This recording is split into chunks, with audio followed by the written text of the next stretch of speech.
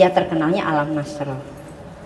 Surat ini diturunkan setelah surat Ad-Duha. Jadi sesuai dengan urutannya ya Bu ya, kalau di Al-Quran itu ini merupakan wahyu ke-12.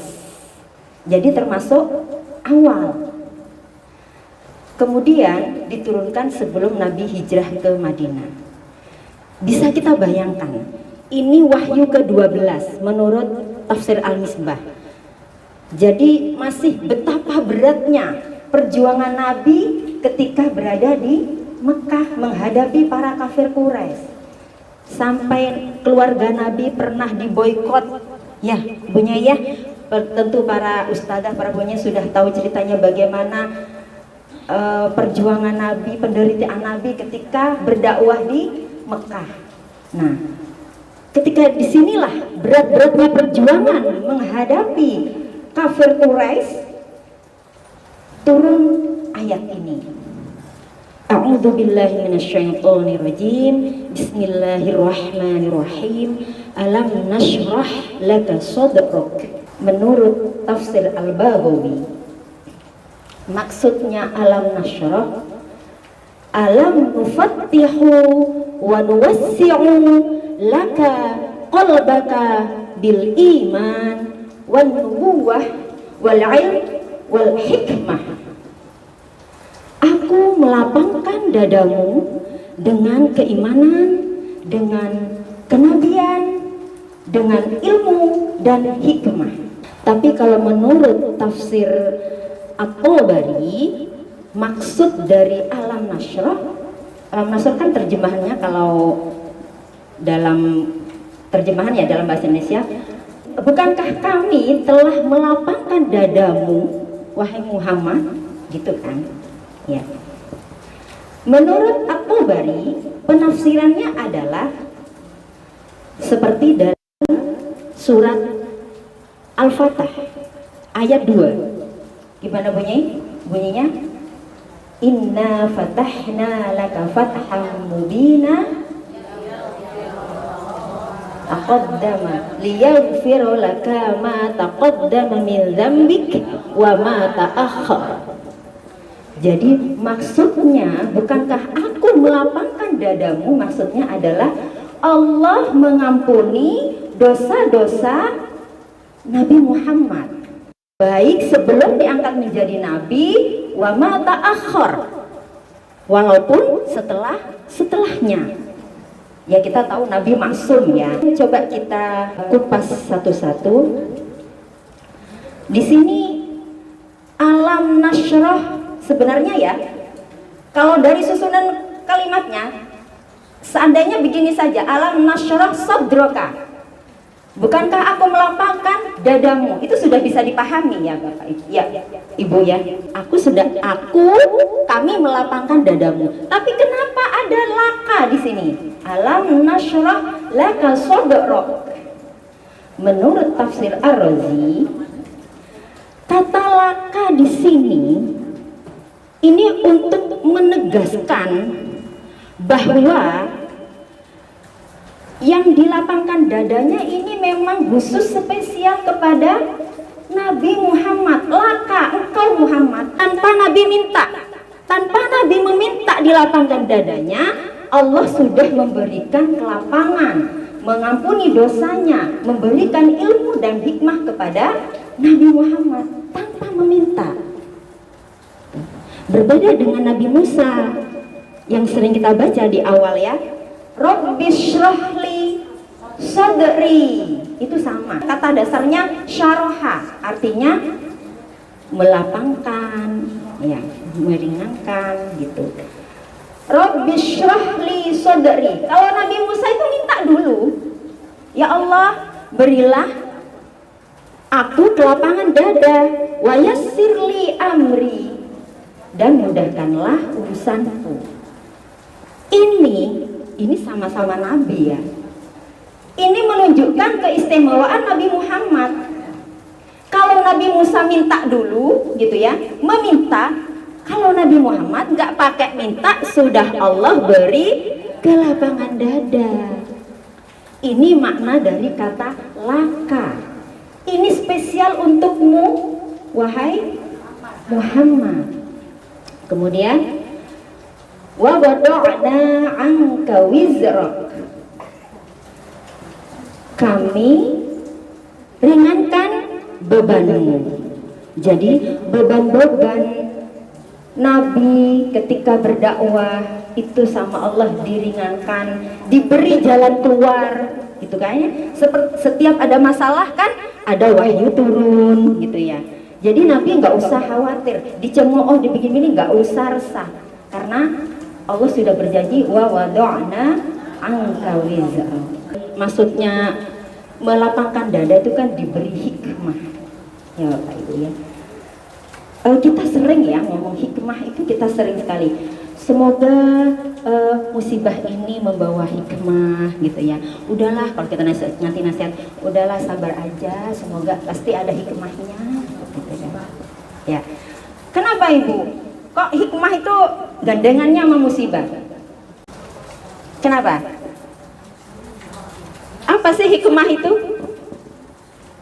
Tadi kan menurut Al-Baghawi adalah alam nufattihu nuwassi'u laka qalbaka bin nubuwah wal hikmah wal ilm gitu.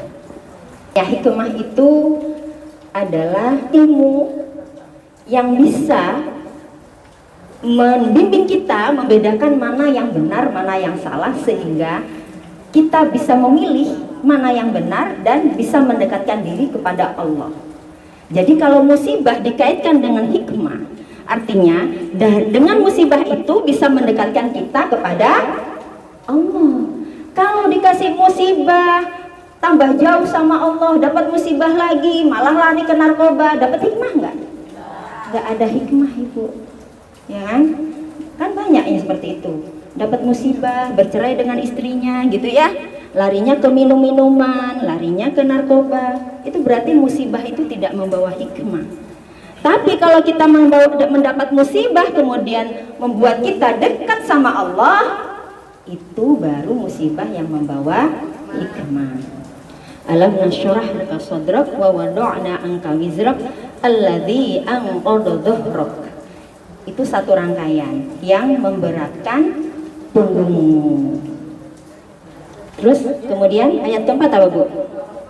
Wa rafa'na laka dzikrak, kami meninggikan bagimu namamu. Itu wa rafa'na. Jadi kan Allah kalau kita baca syahadat pasti asyhadu alla ilaha illallah wa asyhadu anna Muhammadar Rasulullah. Nggak ada, itu nggak dimiliki oleh nabi-nabi lain. Menurut Al-Baghawi dijelaskan, Allah seolah-olah berkata begini ya, dari penafsiran ayat ini, namaku tidak akan disebut kecuali namamu juga disebut. Itulah namanya kekasih, sama dengan bunyi Enda. Sambutan menyebut nama suaminya, kekasihnya, gitu ya Enda. Kenapa warofa'na pakai domir na? Na itu kan jamak ya, kami. Ya, jadi kami gitu di situ. Kenapa enggak Allah sendiri aja? Karena yang meninggikan, memuliakan nama Nabi itu bukan hanya Allah, tapi kita, para malaikat. Innallaha malaikatahu yusholluna 'alan nabi, gitu kan. Nah, itu menunjukkan bahwa malaikat juga memuliakan Nabi, para ilmuwan, para ulama, dan termasuk kita. Makanya ini wa rafa'na laka dzikrak. Itu. Kembali lagi di sini disebutkan laka. Kata-kata laka untukmu Muhammad, artinya tidak ada nabi lain yang namanya itu disandingkan dengan Allah, hanya untuk nabi saja, hanya untuk Nabi Muhammad. Kemudian fa inna ma'al usri yusra, inna ma'al usri yusra. Ini mah ayat andalan kita ya Bu ya. lagi sumpek-sumpeknya, fa inna ma'al usri yusra, inna ma'al usri yusra gitu. Gitu ya.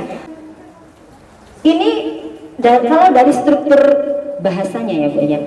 Fa inna ma'al usri yusra disebutkan 2 ayat. Ini menunjukkan bahwa janji Allah itu benar.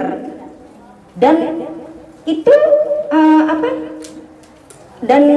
itu pasti gitu loh. Makanya disebut 2 kali untuk meyakinkan bahwa setelah kesusahan, setelah kesedihan itu ada kemudahan. Disebutkan 2 kali. Al-usr, usr itu kesusahan, kesulitan.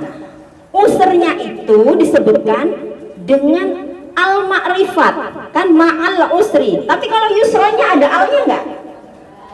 Nggak ada kan?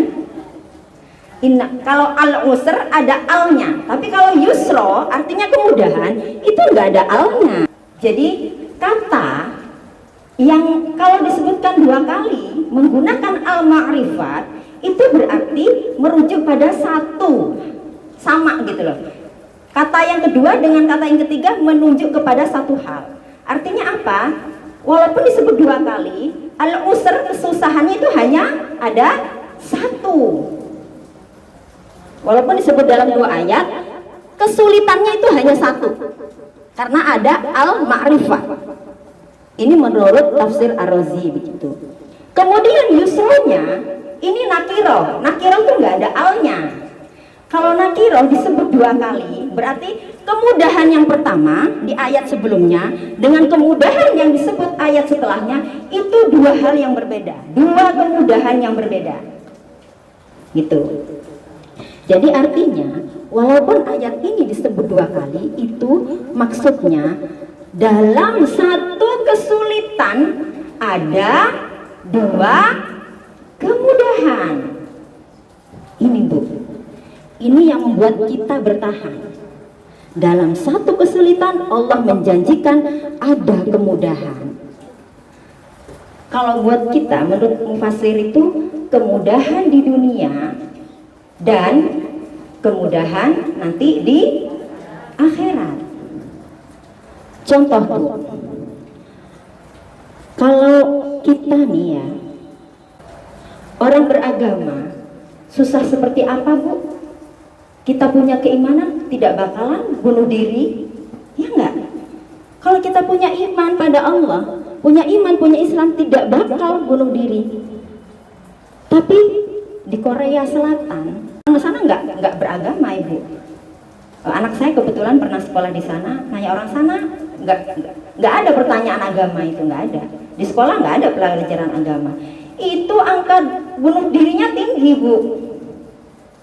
Karena apa? Mereka tuh menghadapi kesulitan begini, soal kulit aja itu jadi riweh, ya enggak? Soal kulit jerawatan, soal kulit belentong-belentong udah jadi pikiran, sumpah bunuh diri, mau operasi plastik, nggak punya uang, ya kan?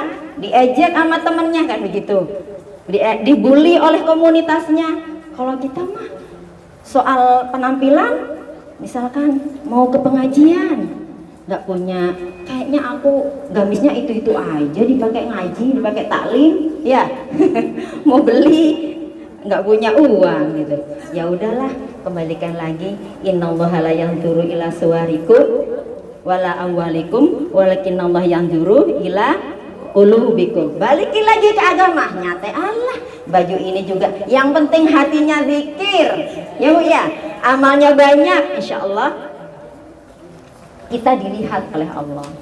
Tapi kalau nggak punya agama mau lari kemana? Kemudian di sini fa inna ma'al usri yusra. Ada ma'a di sini. Ma'al usri yusra. Ma'a itu artinya bersama. Bersama itu gimana sih Bu? Bersama itu kan bareng. Bersama tuh bareng. Gandengan, deketan. Yang mungkin bareng naik mobil, satu depan, satu belakang gitu ya. Jalan bareng ya, satu di situ, satu di sini. Ngaji bareng, satu duduk sana, satu sini. Itu ma'a, bersama. Ini artinya apa? Artinya kesulitan itu deketan posisinya dengan kemudahan. Makanya jangan berputus asa. sesedih apapun, sesulit apapun, sesumpek apapun gitu ya. Apalagi kalau punya utang ya. Jangan, kalau kita mah nggak ada ya Bu ya, itu perlu disosialisasikan Bu, pinjol-pinjol itu ya.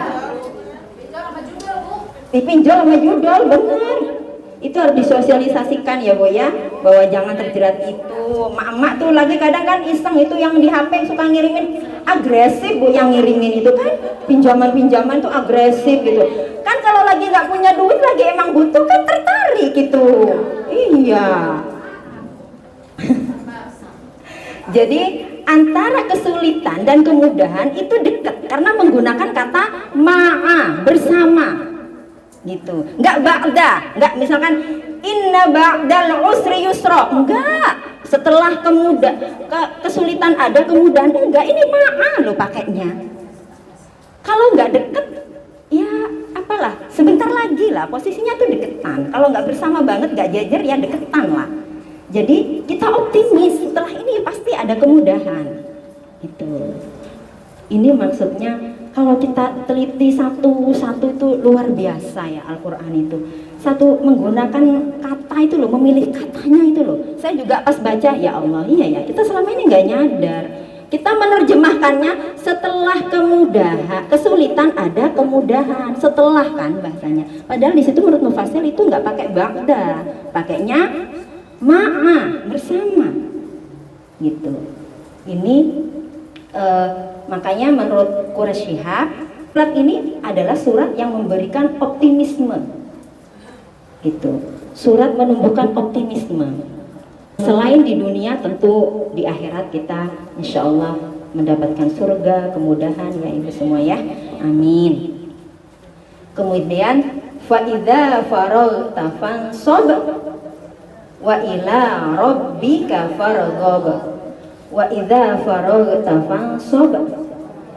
Ini apa ya, setelah kamu menyelesaikan satu pekerjaan,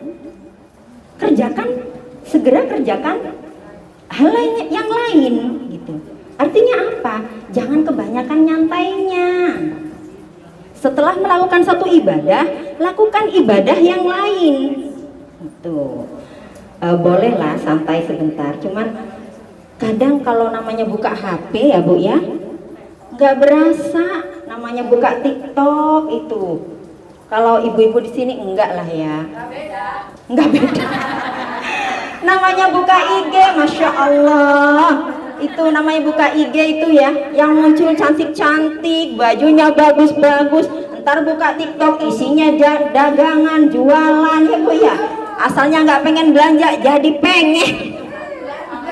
Sumpah ini, itu nggak berasa Bu, sejam lewat gak berasa. Ya, bentar istirahat bentar, pegel, capek, habis nyapu, gosok, ngepel, duduk sebentar, ceret, buka. Habis itu lewat, ya jam 10. Pakai datang. Duh, emang godaan zaman sekarang ya Bu ya. Saya kadang nangis sendiri bagaimana. Ya Allah, habis buka itu merasa berdosa sih Bu. Ya, udah lewat sejam, merasa berdosa. Ya Allah ya Nabi, mohon ampuni. Ini dulu nggak ada, zaman panjenengan ini nggak ada. Zaman Nabi dulu nggak ada godaan seperti ini gitu loh. Menyia-nyiakan waktu nggak terasa. Tapi kalau dibuat ngaji itu, aduh, 30 menit ngantuk beneran Bu. Kalau apalagi Ramadan ya, habis sahur kan pengennya jangan tidur gitu ya, ngaji, baru berapa halaman ngantuk, istirahat dulu sebentar, buka HP, melek. Wa idza faragta fansab wa ila rabbika farghab. Ini ayat inilah yang khusus menyampaikan pesan optimis bahwa kalau idza faragta fansab, lakukanlah usaha dulu. Kamu habis usaha begini nggak berhasil, ya usaha yang lain, usaha. Kemudian setelah usaha, wa ila rabbika farghab, setelah usaha pasrahkan kepada Allah. Ini sepertinya simpel Bapak Ibu. Sudah dari kecil ya diajarin ini, sepertinya biasa aja. Saya pernah baca biografinya pendiri Apple Bu. HP Apple tuh loh. Itu penemunya Bu. Jadi jangan tanya kekayaannya ya Bu ya.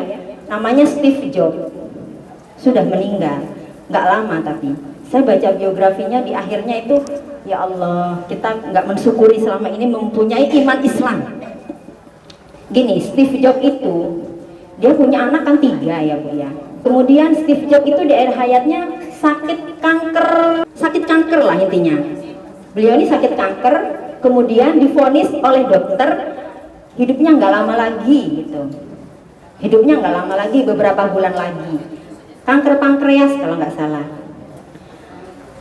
Kemudian dia menulis di biografinya itu Bu, dia sudah berusaha, namanya orang kayanya nggak kehitung ya Bu ya, udah usahanya macam-macam sudah, tapi dokter tetap memvonis nggak lama hidupnya. Dia cuma bilang begini, aku sudah berusaha untuk kesembuhan kankerku, tapi menurut dokter aku nggak lama lagi. Aku cuma hanya pengen satu, dia keinginannya cuma satu, pengen menyaksikan anaknya yang cowok, anak yang pertama perempuan, anak yang kedua laki-laki. Aku hanya ingin menyaksikan anak laki-lakiku wisuda, tapi aku nggak tahu harus minta pada siapa. Jadi dia sudah ke dokter ini udah bilang anak saya wisuda itu 2 tahun lagi, padahal kata dokter vonisnya cuma beberapa bulan bisa bertahan. Anaknya masih 2 tahun, masih semester 4. Dia bingung akan minta pada siapa, berharap pada siapa, karena Steve Jobs ini nggak beragama gitu. Ini menyedihkan sekali, dan ini yang banyak negara-negara itu tidak beragama itu, nggak beragama. Australia itu banyak yang beragama. Saya pernah ke Australia ya, pertukaran pemuda. Waktu itu saya ke sekolah, mereka heran melihat saya tuh berjilbab warna kuning waktu itu. Di Indonesia tuh jilbab boleh warna-warni ya, bukannya jilbab itu harus hitam katanya, ini kerudung itu harus hitam. Oh enggak, di Indonesia tuh jilbabnya warna-warni. Terus saya tanya, mereka nanya agama di sana tuh, orang sana itu kenapa pakai jilbab gitu. Saya jawab karena ini perintah agama kami Islam.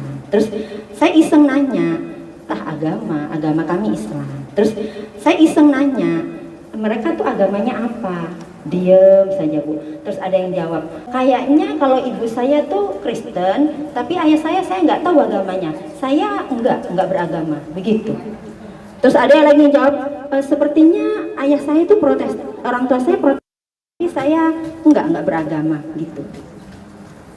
Jadi seperti itu udah umum Bapak Ibu di negara-negara lain. Nah, kalau soal amalan-amalan, para bunyai tentu sudah tahu ya. Cuman saya pengen menyampaikan sedikit dari kitab Abwaabul Faraj. Saya tahu kitab ini dari Gus Baha. Saya dengerin di YouTube. Saya pernah ketemu Gus Baha, pernah sowan sama Gus Baha. Saya sudah izin. Gus, mohon izin ya Gus, ilmu yang saya dengar di YouTube, mohon barokahnya gitu. Alhamdulillah saya ketemu itu bersama teman-teman, sama muslimat juga, muslimat PP, salah satu muslimat PP itu. Nah, Gus Bah itu ngaji di YouTube, ngaji kitab Abwaabul Faraj. Di situ isinya amal-amalan. Nah, di situ dijelaskan membaca surat Al-Insyirah ini setelah ba'dal maktubah ya bisa melapangkan kerupakan, melapangkan kesedihan, memberi kemudahan, melancarkan rezeki, begitu menurut kitab Abwaabul Faraj.